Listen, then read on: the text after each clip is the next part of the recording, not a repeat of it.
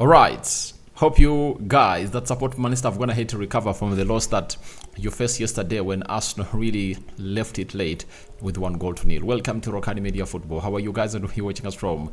This is the Rokani Media Football and hope you guys are really having fun, especially the Arsenal fans are really jubilating. And me, as fan of Manchester United, I'm just triumphant. I'm elated because of what happened to Man City. Guys, they are teams that lose and I feel very well. There is our biggest rivalry with Liverpool. I feel very well. When Man City loses, I feel very well because those are teams that have gone ahead to obviously step into our success and they've gone ahead to break our records, all equal them. Man City recently equaled our treble. We are the only team in English football history that has ever gone ahead obviously make a treble, and they clinched that triumph last season. Liverpool is just one Premier League trophy away from obviously equaling the levels of Man United as far as the league titles are really concerned.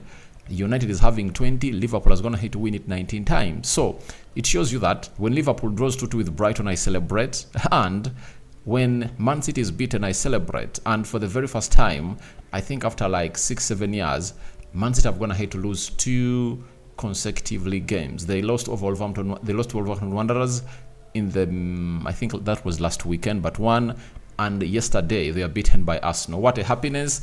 And I know they also celebrate when Man United is beaten. So that is it. So I really feel happy. Arsenal, thank you for what you did for me. It was really something to celebrate about, and that's why I've even come in it because the celebrations were still going on. Arsenal beating Man City. This is one of the things that Arsenal failed to do last season to win the trophy. If Arsenal had gone ahead to win one of those games they played against Man City, the trophy would have been theirs because the mentality shift would have gone ahead to take them to the next level, especially to the positive signs. But when Man City beat them twice, I think these Arsenal players really lost it all and knew that things cannot add up to where they want it to be. And remember that now Arsenal is 2 points ahead of Man City. And when Arsenal returns, they are going to be playing against Chelsea. And remember, even Man City has a game against Manchester United. So, I promised you that we are going to beat Manchester City at Old Trafford. That is it. It's not even something to think about. It's a no-brainer. And you just have to obviously sit down and watch that game.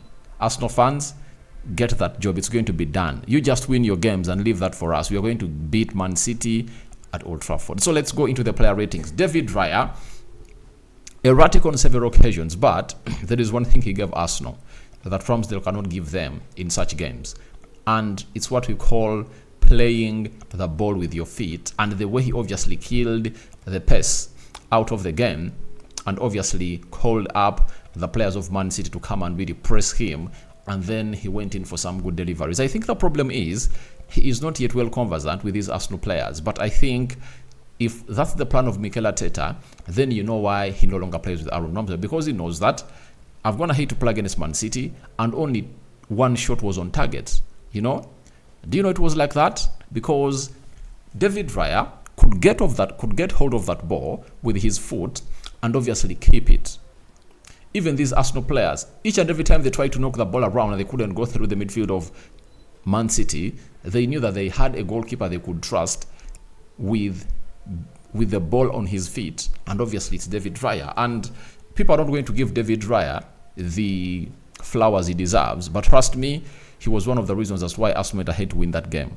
Trust me, he's the reason Arsenal went ahead to win that game like that. He's the reason, and I'm giving him a 6.5 out of 10. I know he had some errors that would have gone ahead to lead to Arsenal conceding was like a 3 times.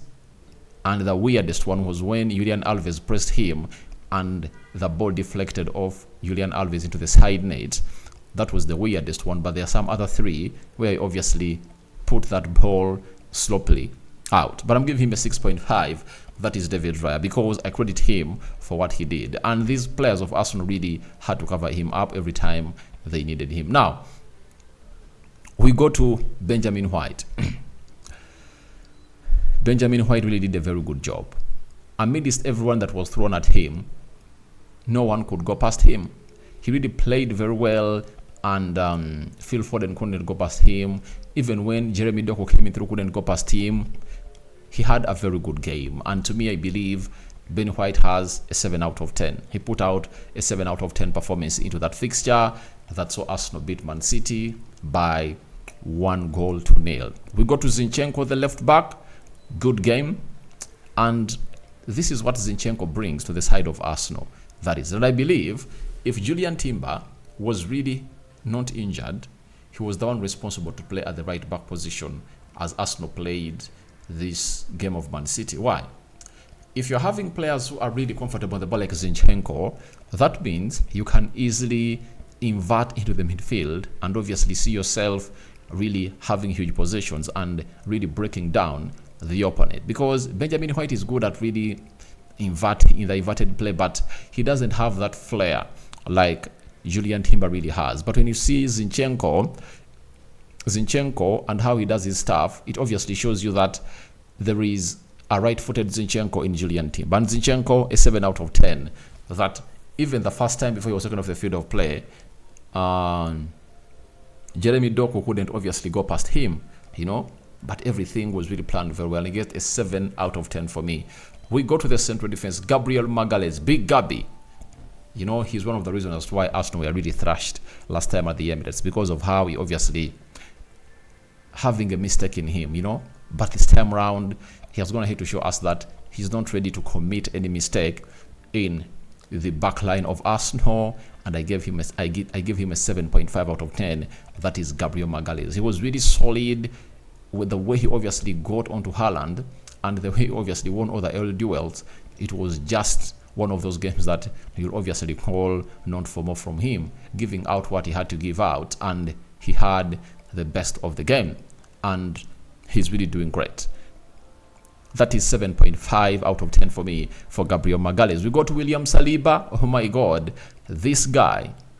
I told you when I was doing the combined 11 that this is the best. Trust me, he is the best right-sided centre-back in the world. Not in the league, but in the world. The way he bossed Erling Haaland, even when Erling Haaland tried to bully him, Saliba showed him that I'm unbuggable, you cannot bully me, and it's me who's going to bully you. And he had no shot on target.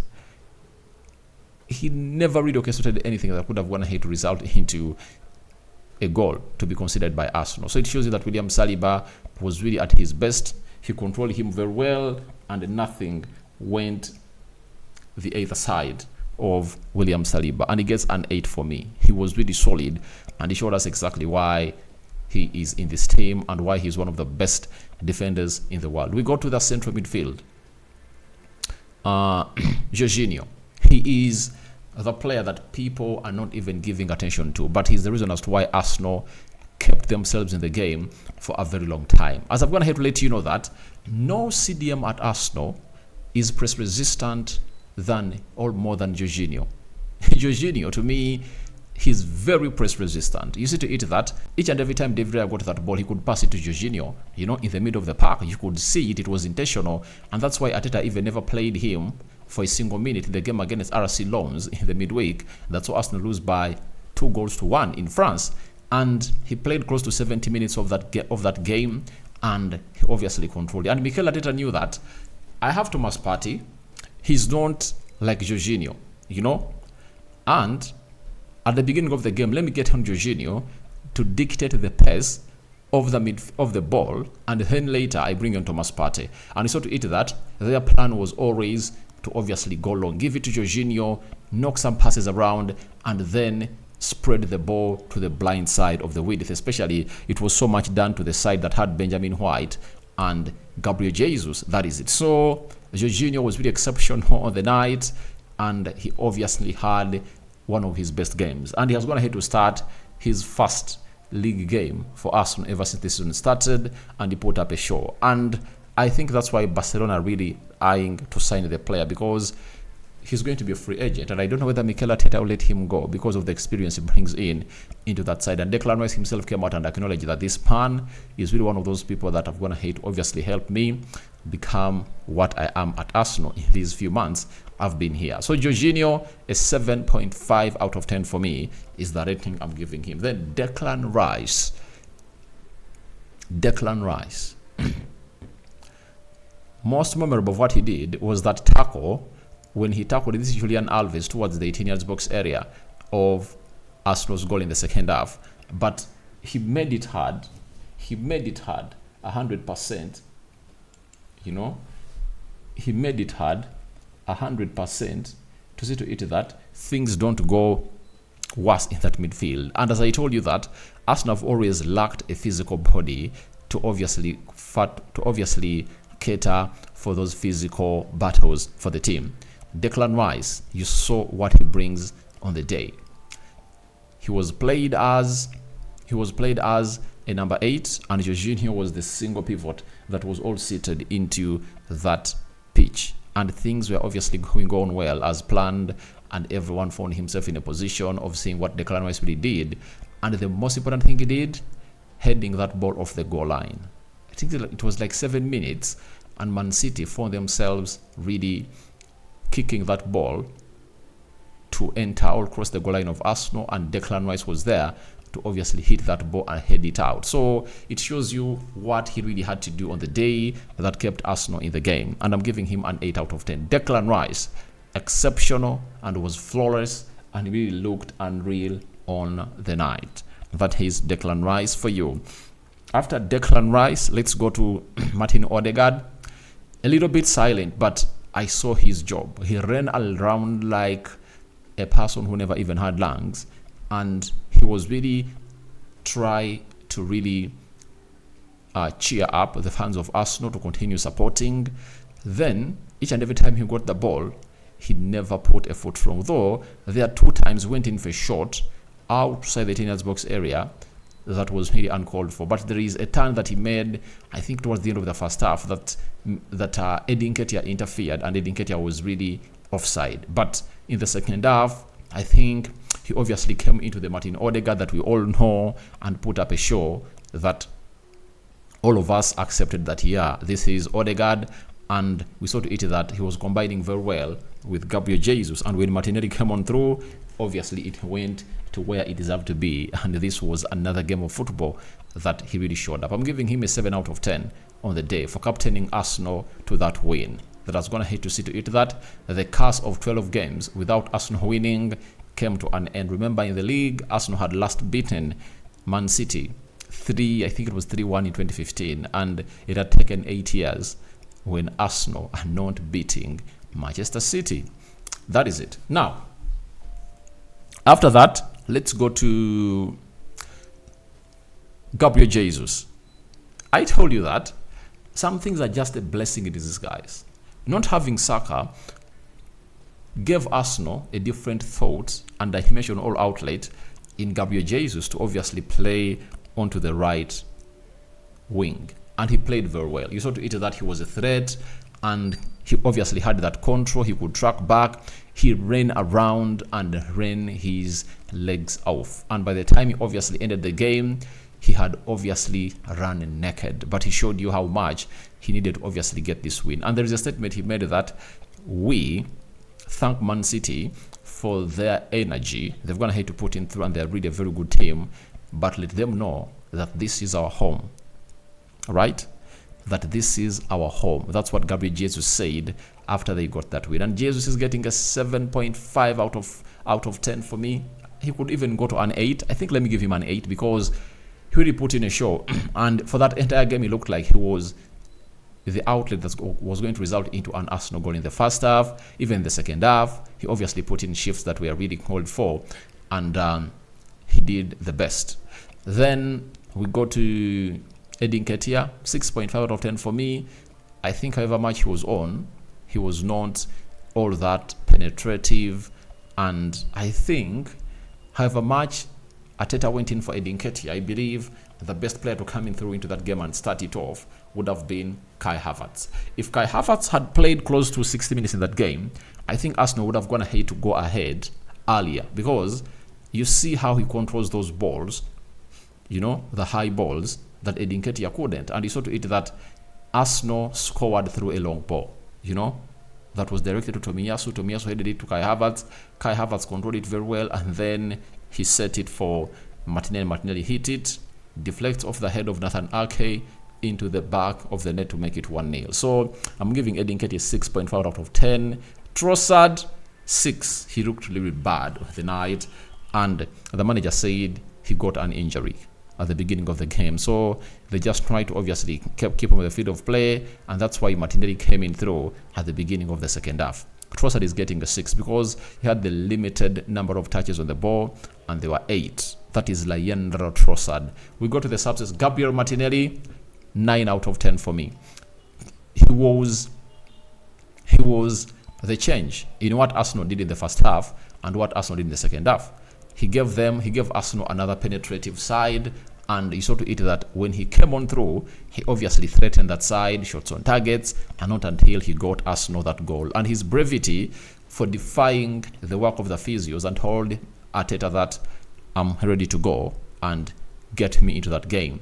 And he came in through and really got the job done, and he really looked great. I'm giving him a 9 out of 10 for me. That is Martinelli, and the way he got that goal and celebrated it, because he had not scored a goal ever since the season started. He had won 12 games for the club and country without scoring himself a goal, but he got a goal that would obviously lift him to the next level to obviously compete at different levels altogether. Then we go to Kai Havertz, another substitute came on through. 8 out of 10 for me. What he did was really great, and I think this time round I've seen Arsenal fans trying, we want more from Kai Havertz. But guys, what else do you want from a player? I was gonna hate to win you a game that you guys have not been winning.